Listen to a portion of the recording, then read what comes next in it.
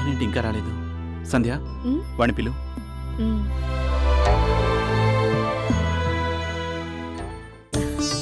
అదిగో అది చూడండి.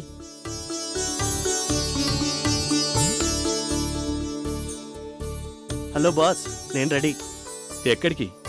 ఎక్కడికేంటి, back to duty. Duty? Security? ఇదే మన యూనిఫామ్, ఇదే మన డ్యూటీ. సంధ్య వడ్డించు. నో సంధ్య, ఇవాళ ఈయన గారికి నో టిఫిన్. అదేంటి బాస్, అంత తప్పు నేనేం చేశాను? తప్పు కాక గొప్ప అనుకుంటున్నావా? 3 టైమ్స్ నా ప్రాణాలు కాపాడినవాడు నా కంపెనీకి సెక్యూరిటీ గార్డ్గా కాదు, నాతో ఈక్వల్ పార్ట్నర్గా ఉండాలి. నా వ్యాపారాలన్నిటిలో సమాన భాగస్వామి కావాలి.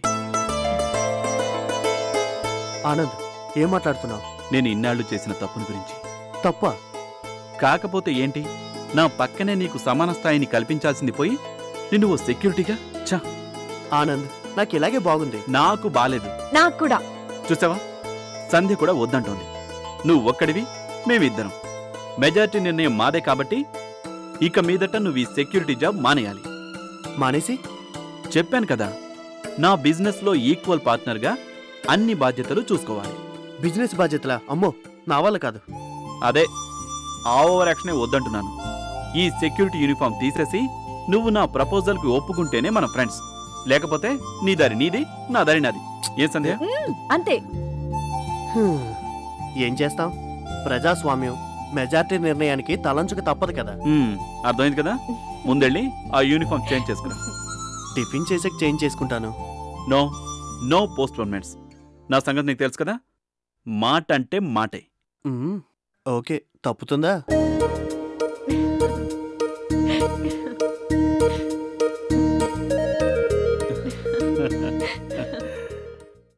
హలో కిషోర్ గారు. హలో ఆశా గారు, please be cited. Thank you. ఏంటి ఇవాళ డ్యూటీ లేదా? చిన్న పనుండి సెలవు పెట్టాను. Anything special? అలాంటిదే. ఈరోజు మా ఇంట్లో ధనలక్ష్మి పూజ చేసుకుంటున్నాం. మా వారు తెలుసుగా, సుబ్బరాజు గారు, chamber of commerce secretary. Okay. Directors అందరూ వస్తున్నారు, మీరు కూడా తప్పకుండా రావాలి. నేనా? ఇంట్లో ఫంక్షన్కి ఒంటరిగాండి నేనెందుకు? ఇదిగో ఇలా ఫీల్ అవుతారని జస్ట్ ఫర్ ఎ చేంజ్ రమ్మంటున్నాను. మా వారి తరపున ఎవరెవరో వస్తున్నారు, నా తరపున ఇన్వైట్ చేస్తుంది మిమ్మల్ని ఒక్కరిని. ప్లీజ్ కాదనకండి. సరే, వస్తాను. Thank you. పూజ సాయంత్రం తొందరగా మొదలవుతుంది. మీ ఇష్టం, ఎప్పుడైనా రావచ్చు, కానీ తప్పకుండా రావాలి. ఓకే. హ్యాండ్ ఇస్తే మాత్రం ఊరుకోను. అలాగే, వెళ్ళొస్తాను. బాయ్.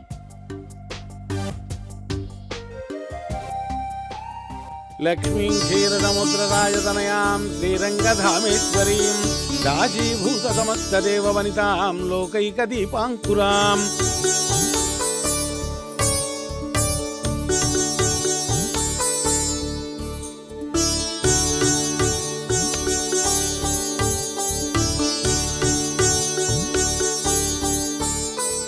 శ్రీమన్మందకటాక్షలబ్ధ విభో బ్రహ్మేంద్ర గంగాధరాం స్వాం త్రైలోక్య కుటుంబినీం.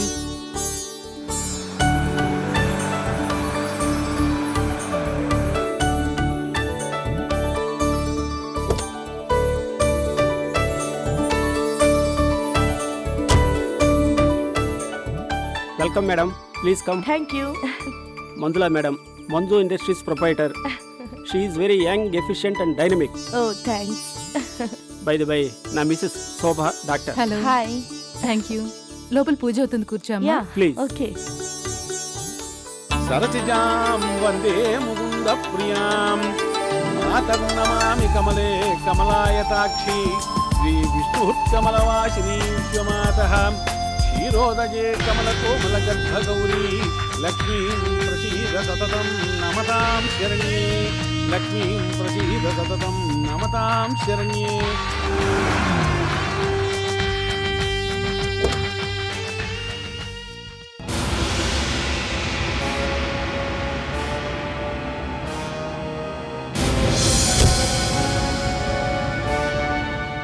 వందే పద్మకరాం ప్రసన్నవదనాం సౌభాగ్యదాం భాగ్యదాం. Hearty welcome Ramya. By the by, నేను చెప్పానే, భవానీ ఎంటర్ప్రైజెస్ ఎండి రమ్య. కేవలం బిజినెస్లోనే కాదు, ఎదుటి వాళ్ళ కష్ట సుఖాల గురించి తెలిసిన మనసున్న మనిషి రమ్య. నా మిసెస్ డాక్టర్ ఆశ. నమస్తే అండి. నమస్తే అమ్మా. లోపల పూజ అవుతుంది, వెళ్ళి కూర్చోమ్మా. Please.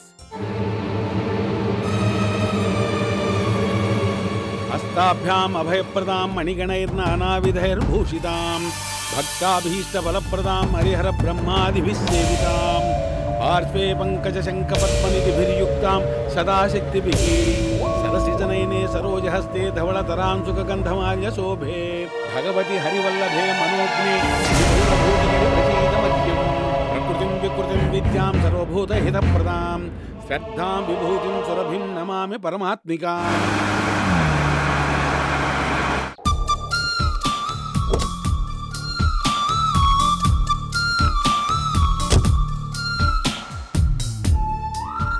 Hello doctor, please come. Hello.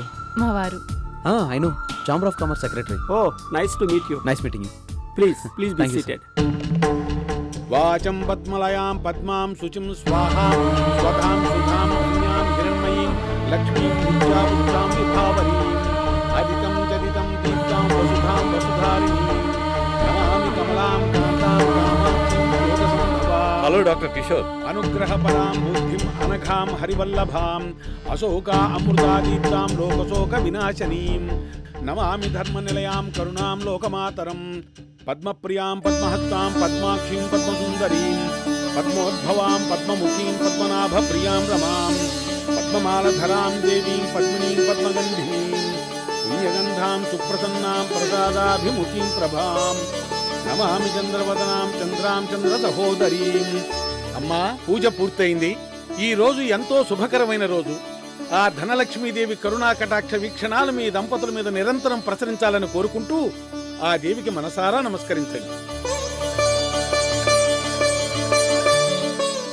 అమ్మా, ఈ ప్రథమ తాంబూలాన్ని ఇక్కడున్న వాళ్లలో ఎవరైనా పిల్లా పాపలున్న ఓ ముత్తైదువుకి ఇవ్వండి. ధనలక్ష్మీ ప్రాప్తిరస్తు అనే దీవెనలు అందుకోండి.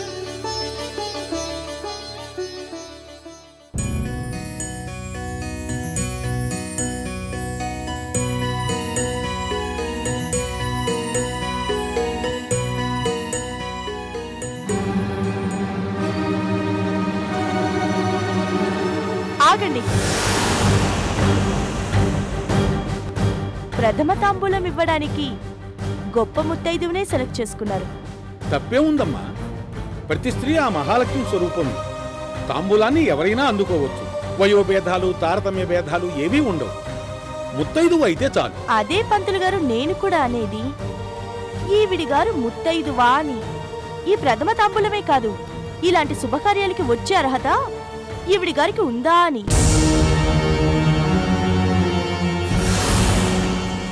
Manju madam, what is this? Yes, నా ప్రశ్న కూడా అదే. What is this?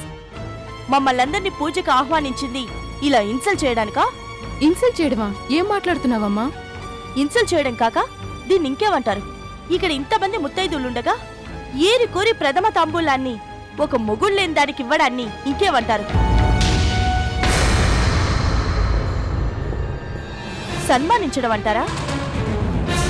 సత్కరించడం అంటారా? గౌరవించడం అంటారా? అంటే ఈవిడ ముత్తైదువో కాదో నన్ను కాదు, ఆవిడ్నే అడగండి. చేతిలో బిడ్డున్నా ఆ చేతిని పట్టుకోవలసిన మొగుడనేవాడు ఎక్కడున్నాడో చెప్పమనండి.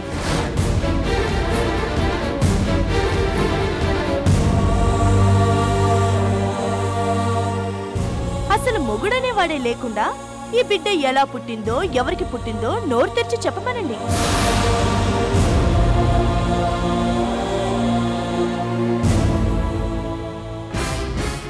పరమ పవిత్రమైన ఆ ధనలక్ష్మీదేవి సాక్షిగా నా ప్రశ్నలకి జవాబు చెప్పి అప్పుడు అందుకోమనండి ప్రథమ తాంబూలాన్ని.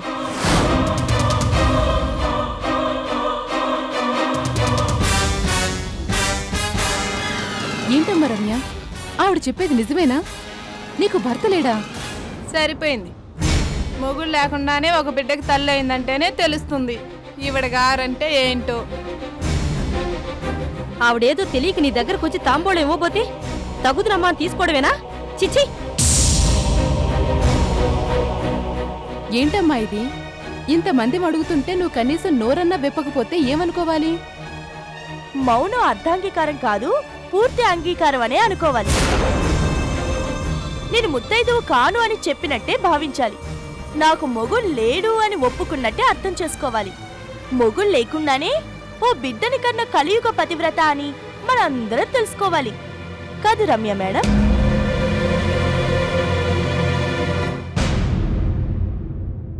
చిచి, మా వారిని గురించి ఎంతో గొప్పగా చెప్తే పసిబిడ్డతో వచ్చావు కదా అని ఎంతో అభిమానంగా ఆహ్వానించాను. నువ్విలాంటి దానవని తెలుసుంటే నా ఇంటి గుమ్మల్లోకి అడుగు పెట్టనిచ్చేదాన్ని కాదు. తెలిస్తే కదా గుట్టు రట్టయ్యేది. పాపం ఎవరికి తెలియదు కదా, మేనేజ్ చేయొచ్చులే అనుకుంది. బ్యాడ్ లక్, నాకంట పడింది, కేసు రివర్స్ అయింది. ఇంకా నిలబడ్డావేమమ్మా సిగ్గు లేకుండా? వెళ్ళు. నువ్వు మేనేజింగ్ డైరెక్టర్ అయితే కావచ్చు, ఇలాంటి మంగళకరమైన శుభకార్యాలకి మాలాంటి ముత్తైదువుల మధ్యలోకి రాకూడదు. లక్షలు కోట్లు సంపాదించినంత మాత్రాన నువ్వు సుమంగళివి కావు. ఈ జన్మకి నీకు తాంబూలాన్ని అందుకునే అర్హత రాదు. వెళ్ళు.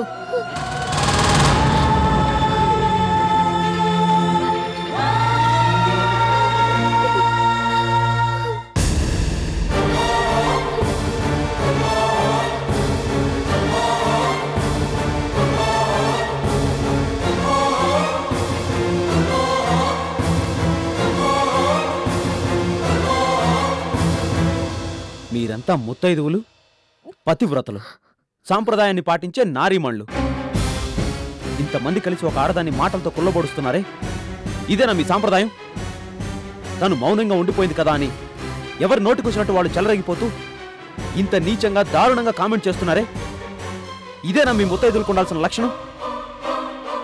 సాటి ఆడదాని జీవితంలో అసలు ఏం జరిగిందో తెలుసుకోకుండా, కనీసం తెలుసుకునే ప్రయత్నం చేయకుండా ఎవరికి వాళ్ళు ఏవేవో ఊహించుకుని అవకాశం దొరికింది కదా మనము ఓ రాయి విసిద్దామని ఆమె శీలాన్ని శంకిస్తూ అభంశోభం తెలియని ఆ బిడ్డని, తండ్రి లేకుండానే పుట్టిన బిడ్డని ఆక్షేపిస్తున్నారే, ఇదేనా మీ పతివ్రతలకు ఉండాల్సిన లక్షణం? పట్టుచీర కట్టుకుని మొహానికింత బొట్టు పెట్టుకుని మెళ్ళో తాళి, తల్లో పూలు, చేతులకు గాజులు, కాళ్ళకు మెట్టెలు ఉండగానే మీరంతా ముత్తైదులు అయిపోరు. ఇప్పటి వరకు మీరు అడిగిన అన్ని ప్రశ్నలకి జవాబు తను కాదు, నేను చెప్తాను. రమ్య నా భార్య.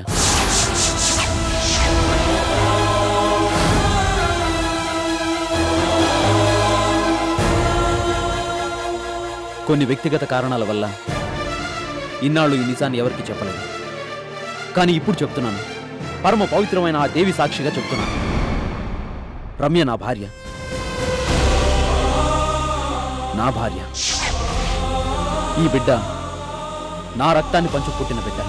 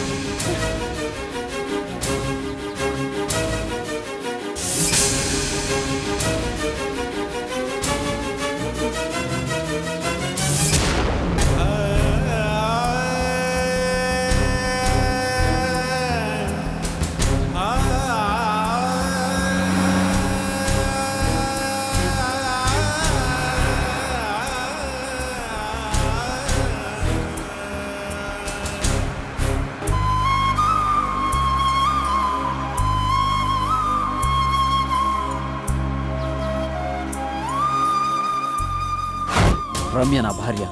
ఈ బిడ్డ నా రక్తాన్ని పంచు పుట్టిన బిడ్డ.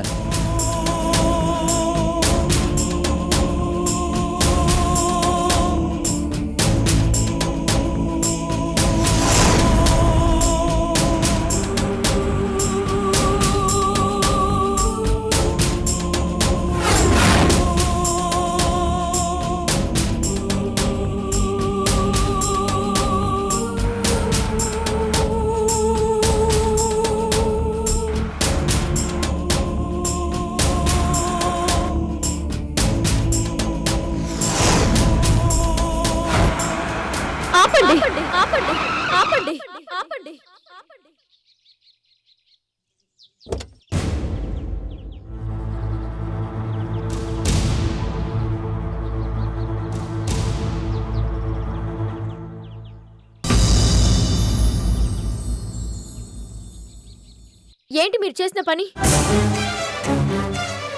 ఎందుకు ఇలా చేశారు? అడిగేది మిమ్మల్ని. మాట్లాడరే. నేనేం మాట్లాడాలో ఇంతకు ముందే అందరి ముందు మాట్లాడేశాను. అదే ఎందుకు? ఇన్నాళ్ళు ఎవరికీ తెలియని ఈ నిజాన్ని ఎందుకు బయటపెట్టారు? నీకోసం, నీ గౌరవాన్ని కాపాడడం కోసం, అందరి ముందు నువ్వు తలదించుకోకుండా ఉండడం కోసం. నేను చేసిన తప్పుకు నువ్వు బలవుతుంటే కళ్ళారా చూస్తూ భరించలేక సహించలేక పిరికితనంతో ఇన్నాళ్లు దాచిపెట్టిన ఈ నిజాన్ని నా గుండెల్లో ఇంకా అణిచిపెట్టుకోలేక ఆ క్షణంలో మీకు అక్క మొహం గుర్తు రాలేదా? లేదు, ఆ క్షణంలో నేను ఇంకేమీ ఆలోచించలేదు. నేను చేసిన తప్పుని ఈ లోకం ముందు ఒప్పుకోవడం ఒక్కటే నా పాపానికి పరిహారం, ఈ సమస్యకి పరిష్కారం అనిపించింది. అంతే. తొందరపడ్డారు. తొందరపడి చాలా పెద్ద తప్పు చేశారు. అవును, తొందరపడి చాలా పెద్ద తప్పు చేశాను. ఇప్పుడు కాదు, ఎప్పుడు. అందుకే చేసిన తప్పును దిద్దుకోవాలనుకున్నాను. అందుకే ఆ అమ్మవారి సాక్షిగా నీ నుదుటిన కుంకుమ బొట్టు పెట్టి, నీ మెళ్ళో తాళి కట్టి, నువ్వు నాదానివి, నీ బిడ్డకి తండ్రి నేను అని అందరికీ వినపడేలాగా అరిచి చెప్పాను. కానీ రాధా, దయచేసి ఇంకేం మాట్లాడద్దు ప్లీజ్. ఈ లోకానికి నువ్వు రమ్యవు కావచ్చు, ఇవాళ నీలో ఊహించిన మార్పు రావచ్చు, కానీ నాకు మాత్రం నువ్వెప్పుడు అమాయకమైన రాధగానే కనిపిస్తావు. నిన్ను తలుచుకున్నప్పుడల్లా ఆ రోజు నేను చేసిన పాపం గుర్తొస్తుంది. కారణం ఏదైనా, జరిగిన తప్పు వల్ల నీ జీవితం అల్లకల్లోలంగా మారిపోయింది. నా వల్లే నువ్వు అవమానాలు పాలవుతున్నావు. ఏ పాపం ఎరగని మన బిడ్డని ఈ లోకం వేలెత్తి చూపిస్తుంటే భరించలేకే ఈ పని చేశాను. కానీ రేపేమవుతుందో ఆలోచించారా? రేపటి గురించి నేను ఆలోచించలేదు, ఆలోచించదలుచుకోలేదు.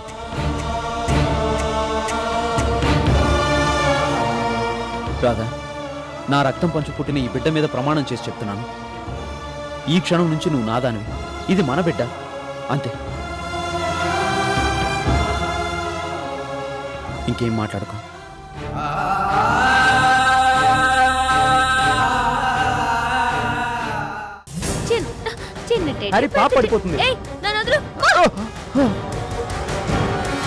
పడిపోనని చెప్తే నీ కాదు అక్క, పాప ఏడుస్తుంది. చంపేస్తాను దగ్గరకు వచ్చావంటే.